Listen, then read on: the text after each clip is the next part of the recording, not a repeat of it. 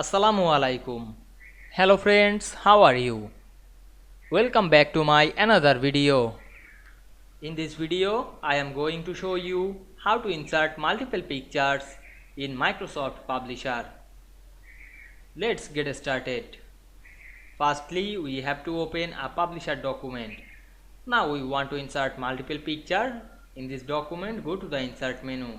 Then click the Picture option. Now we can see here some picture. Now we select multiple picture from this file. Select a picture, then press Ctrl to select the multiple picture. Now I select this, then click Insert. Now wait some moment to insert this multiple picture, and we can see here inserted two picture this document very easily. You can move this picture on the page. Otherwise you can resize the picture.